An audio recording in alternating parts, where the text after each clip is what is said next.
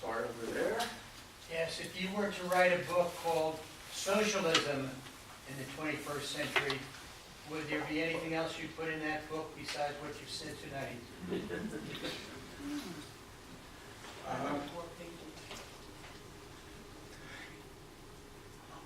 The answer very briefly is yes, a lot, because Piketty has a solution to have a harmonious, crisis-free capitalism.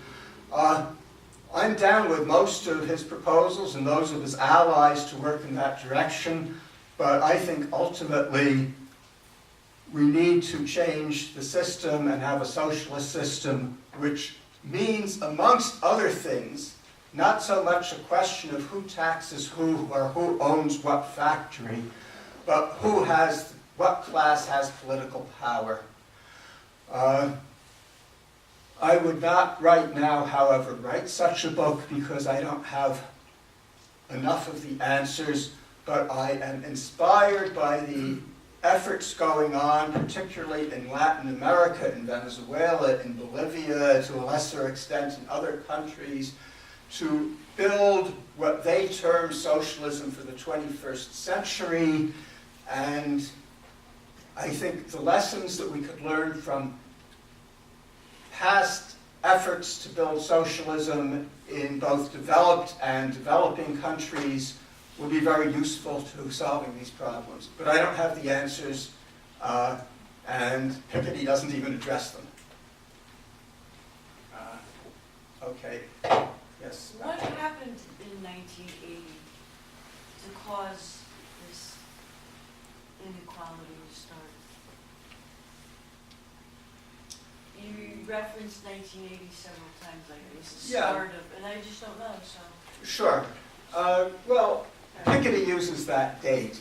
I'm sorry, what was the question? The question is what happened in 1980 to start the reversal of the gains that had been made in the post-World War II period?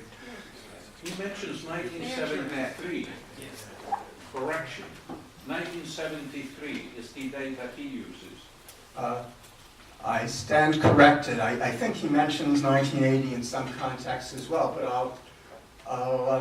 I'll check my text and correct it before it's published. The point is that there is no one date, but by the mid-60s, I would say, the momentum coming out of World War II, which was a huge defeat not only for fascism, but in many ways for global capitalism, which was widely discredited, and particularly in Europe, the left, the communists and socialists, had immense prestige and were able to implement a lot of the programs that Piketty praises. And up until at least the mid-60s, if not later, the Soviet Union was growing rapidly, was overcoming the legacy of World War II and the worst of its own legacies of Stalinism, and appeared to be a beacon to people all over the world as an alternative.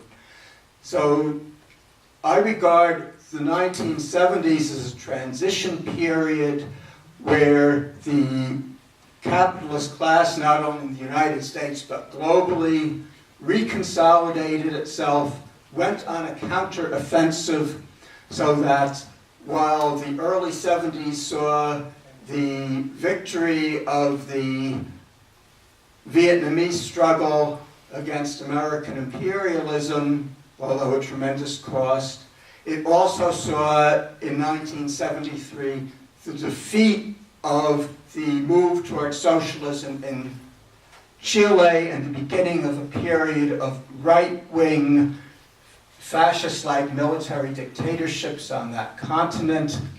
It was a transition period, and 1973, I know, is generally regarded as the high point in the United States of workers' wages and of a number of other indices. I think the minimum wage might have reached its highest point in 1973. So that was a period of transition. 1980 is symbolic because that's when Reagan in the United States and Thatcher in England came to power and very openly declared war on the working class, on organized labor, and on the social democratic / New Deal ideology and programs that had had a lot of momentum coming out of the 30s and World War II. Thank you. Yes? Picking up on your remark about Latin America, I had a chance to spend an afternoon with a couple of authors of a study of the Workers' Party in Brazil. And their argument was that, which is the largest leftist party of any Western democracy. And basically the argument was that the number of union members in Brazil were not great enough to diffuse the social capital for building this, and it was largely came from the small church communities of the Catholic Church, and that the leaders of these small groups, like 15 people or less, became the leaders of the Workers' Party of Brazil. So just to ask you, do you have any thoughts about this and about, do you think there's Pope Francis, who seems to be speaking the same language, although I guess he is a social democrat, if you have some hope in that? Could people in the back hear that question? Yeah. Okay. Well, very briefly, it concerned the situation in Brazil, where the Workers' Party is the largest leftist party in the hemisphere, and somewhat leftist anyway, and its social base is not just unions or even primarily, but small community groups based on Catholic Church organizing. And so the question is, what is the hope in that and in Pope Francis's recent statements and against inequality?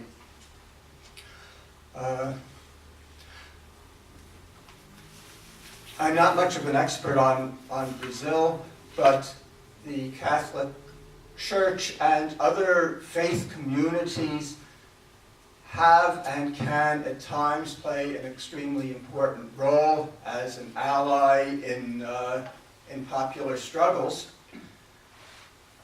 I don't expect it to play the leading role.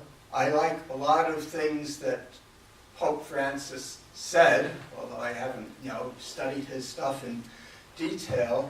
There's a tendency there to condemn in very strong and eloquent terms inequality, and then conclude by calling on the capitalists to be more charitable.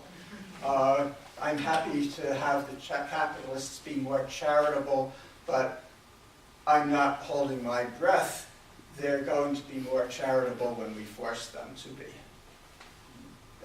That's not to put down Pope Francis. I'm really happy for what he said, and it can greatly strengthen.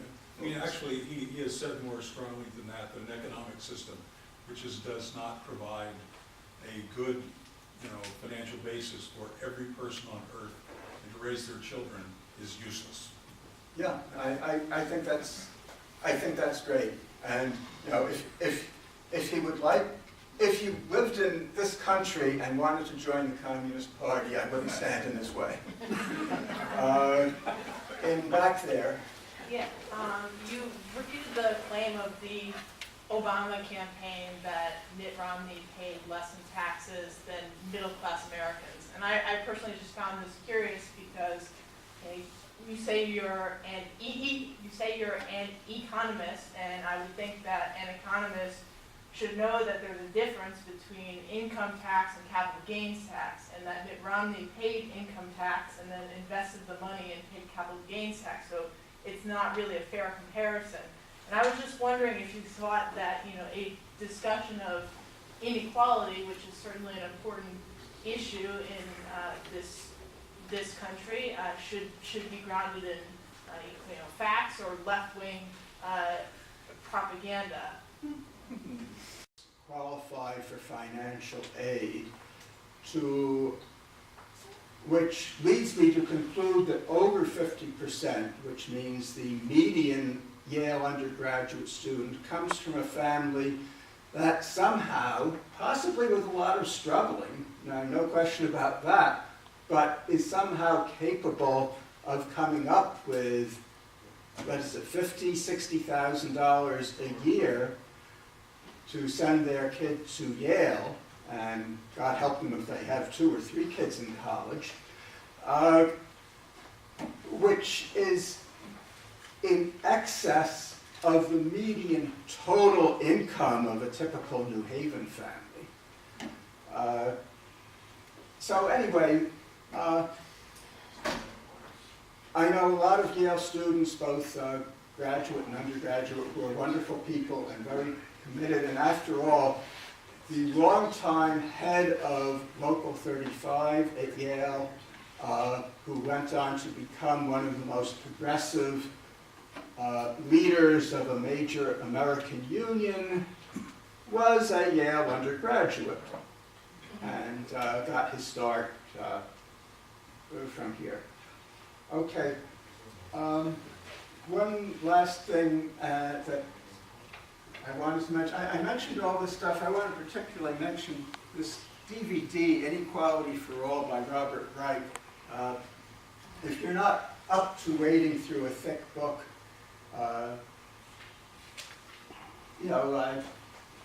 there's some things that I approach differently from him, but I think it's a great watch.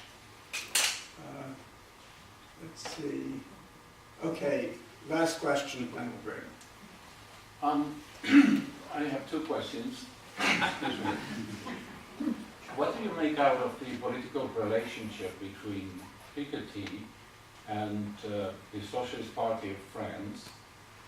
The fact that he's a personal advisor on economics to President Hollande, and that he was also involved in the case of Strauss-Kahn before Strauss-Kahn was arrested in New York City. He had to resign from the post of director of the IMF, or whatever it was. And the other question is, related to this one, is do you see a difference between the way that European capitalism is heading compared to American capitalism? Okay. Last question. Yeah, there's differences. The Europeans tend to be a little bit less crazy than the Americans. For instance, some of them are really serious about climate change, particularly the Dutch, for whom it is really important that they're all about to be underwater.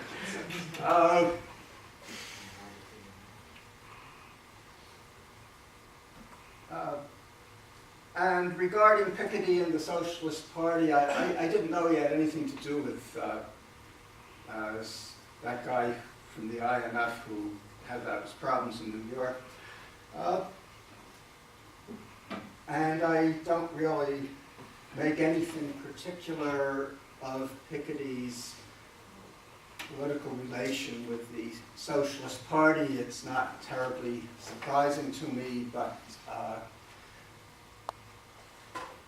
I guess I could comment on Hollande and the kind of disappointing but not unexpected performance of his administration. But I think I'll spare everyone. We can chat about it informally if you want. Thank you all very much for your patience.